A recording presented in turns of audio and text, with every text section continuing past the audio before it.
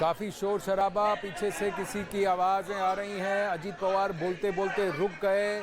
अब कोई नेता सामने आने वाले हैं।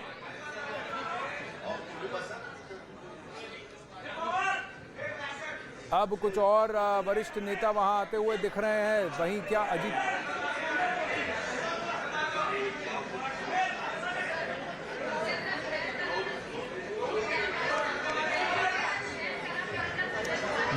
नीरज इस वक्त हमारे साथ हैं। नीरज, काफी चौंका देने वाला ये अनाउंसमेंट, ये ऐलान जो किया है शरद पवार ने, कहीं पर क्या शरद पवार जी भावुक हो गए?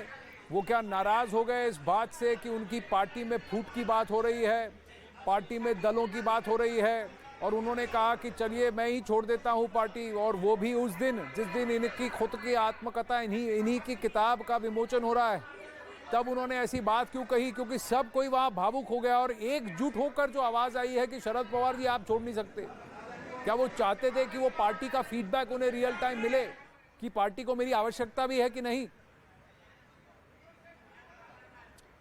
बिल्कुल आनंद, देखिए शरद पवार चौंकाने वाले फैसले के लिए जाने जाते हैं और 23 साल से तो पार्टी के अध्यक्ष है, एनसीपी के स्थापना से लेकर अब तक पार्टी के अध्यक्ष है। अजीत पवार बीच बीच में ऐसा लगता है कि वो पार्टी के अंदर कुछ ऐसा कर रहे हैं जो शरद पवार के फैसले के खिलाफ है। लेकिन अभी आपने ठीक कहा कि जी काम कर आज तुम्हाला या पक्षाला, राज्याला आणि देशाला सुद्धा तुमच्या नेतृत्वाची गरज ये छगन भुजबल बोल रहे हैं। अशा वेळेला तुम्ही हा असा निर्णय घेणं हे जो आज उनके पद से, उनके अध्यक्ष पद से जिन्होंने इस्तीफा दिया है, वो किस कारणवश दिया है ये तो बताना मुश्किल है।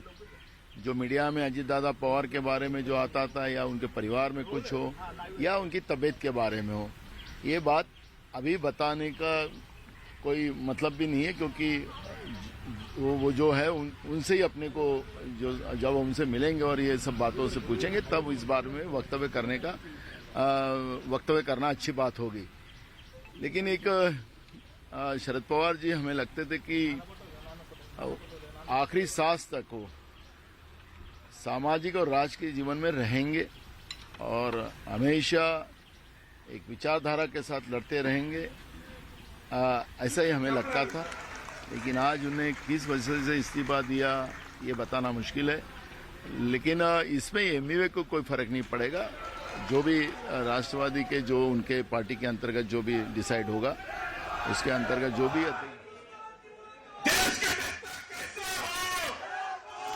फिर से छगन भुजबल ने बात की है। छगन भुजबल ने कहा है कि आप ये निर्णय कैसे ले सकते हैं। वहीं संजय राउत से भी अब ट्वीट आया है कि संजय राउत ने कहा है कि पब्लिक प्रेशर पर, काडर और कार्यकर्ताओं के आग्रह पर शरद पवार जी को अपने निर्णय को बदलना होगा। बाला साहब ठाकरे ने भी एक समय कुछ ऐसा ही किया था, पार्टी का पद, अध्यक्ष का पद छोड़ने की बात कही थी जब उन पर कई सारे के लांछन लगे थे और पार्टी में फूट की बात हो रही थी। लेकिन शिव सैनिकों ने उनका मत बदलने पर उन्हें मजबूर कर दिया।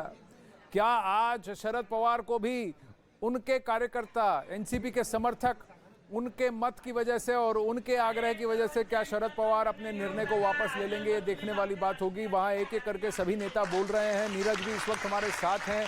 अपनी पार्टी को एक करने का क्या शरद पवार जी ने ये तरीका ढूंढा है, या शरद पवार जी ने भावुक होकर कह दिया कि मैं बहुत कर चुका हूं, अब आगे आप पार्टी को संभालिए, और उनको लगा कि आज मैं ये बात कह देता हूं, लेकिन उसके बाद ये जो रिएक्शन आया है, क्या ये सरप्राइजिंग है?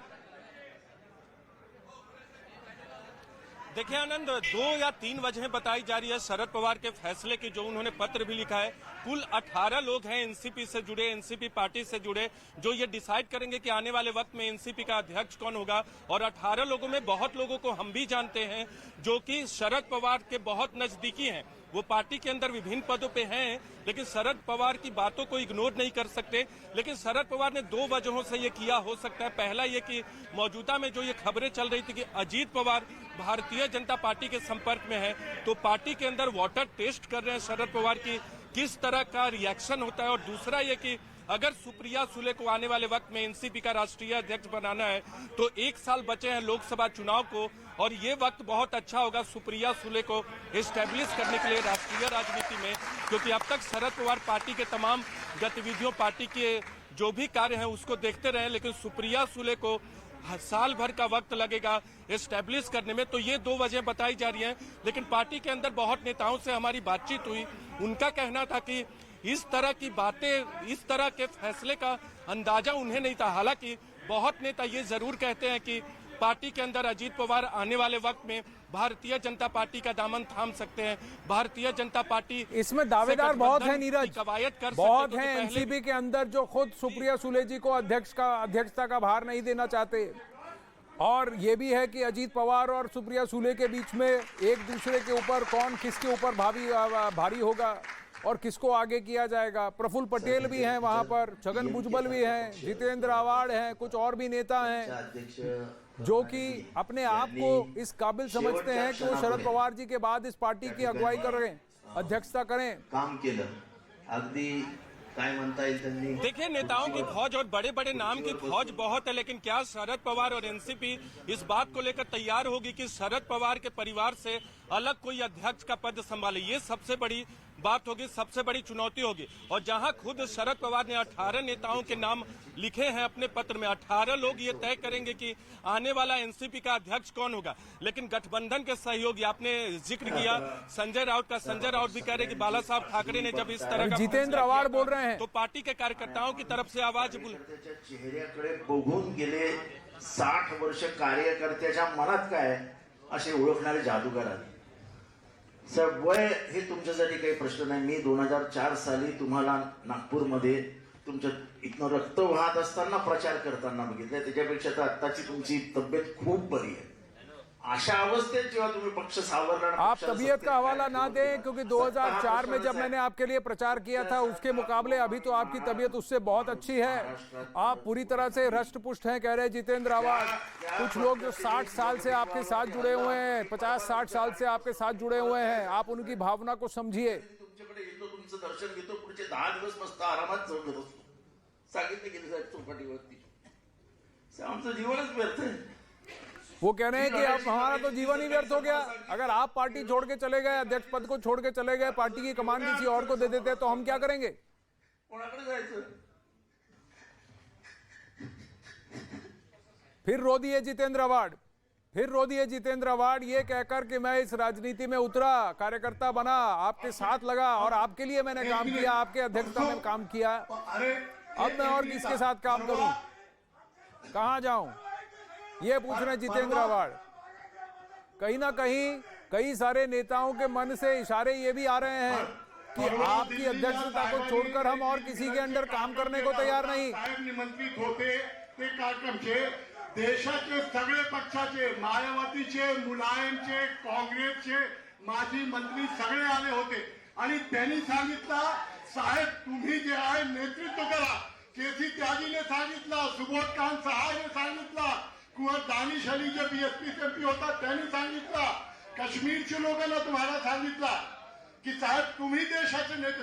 प्रफुल्ल भाई होते ते कार्यक्रमात, तटकरे साहब आले नहीं। अब ये कहा जा रहा है कि इससे पहले जब यूपीए की मीटिंग हुई थी तब भी शरद पवार से देश भर के नेताओं ने आग्रह किया कि आप अगुवाई करें। पक्षाचे मोठे नेते होते, खासदार होते, माजी सगळे लोकांचे एकच आवाज होती। अलग अलग पार्टी, अलग अलग क्षेत्र प्रांत से लोग आए जिन्होंने आगे आकर कहा कि अगर कोई एक कद्दावर नेता है जो यूपीए की अगुवाई कर सकता है तो वो शरद पवार ही हैं। तो जब देश भर की पार्टियों का, आपके की पार्टियां और उनके नेता, चाहे वो समाजवादी पार्टी हो, चाहे वो बसपा हो, चाहे वो कश्मीर की पार्टियां हो, चाहे वो और अन्य प्रदेशों की पार्टियां हो, अलग अलग नेताओं के नाम लिए जा रहे हैं। कहा कि मैं उस मीटिंग में मौजूद था जब कहा गया था कि शरद पवार जी आप अगुवाई कीजिए। प्रफुल्ल पटेल भी उस मीटिंग में मौजूद थे। ये कहा जा रहा है वहां मंच पर से कि सब ने यही कहा। शरद पवार जी के बगल में प्रतिभा पाटिल जी बैठी हैं, उनकी पत्नी, और वो भी देख रही हैं। शरद पवार काफी भावुक लग रहे हैं, चुपचाप सबकी बात सुन रहे हैं, सबको अपनी बात कहने का अवसर भी दे रहे हैं। विवेक गुप्ता इस वक्त हमारे साथ हैं। विवेक, क्या कई लोगों से समर्थन भी आ रहा है कि शरद पवार जी को अपने निर्णय को वापस लेना पड़ेगा। पर क्या कहीं ना कहीं शरद पवार जी अपना मन बना चुके हैं, या फिर शरद पवार जी टेस्ट कर रहे हैं कि उनकी पार्टी में सही में शरद पवार जी बोल रहे हैं